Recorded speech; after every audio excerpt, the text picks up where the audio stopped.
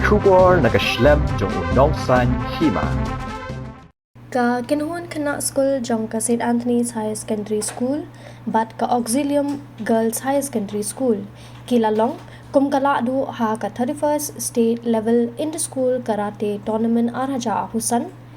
Kabalapoy siya kabakut ha ka arpun rotary unay tung arhaja ahusan ha multi-purpose indoor stadium jong ka Sai Training Center Shillong. Ya kani ka limpong la penyat da ka All Meghalaya Karate Do Association but lakarshan lang dagat na dile kai jong ka sarkar jilla. Ha kani ka kinti ka paminta ka jingdon ki khana school kabalawan banishim benta kala kenjo shadu ka nyosma sau prangut but kabakanthop ye ki laispa asan phongut ki kenthei but laispa khandai prangut ki shinrang na ki shispa south li ki school ki badon ha ka jilla ki school ki balayo bat ya ka kerdan ka baar kalong ka St. Anthony's LP School bat ka Providence School. Ha ka tega snipin kot ya ka limpong laydon lang ru o mentri ka tourism bat ubalong ru unong aiktien jong ka sarkar jilla uba pol lingdo. Kumukong san haringkat uba aibor lang shabong u Chief Accounts Officer ka MEECL Shillong.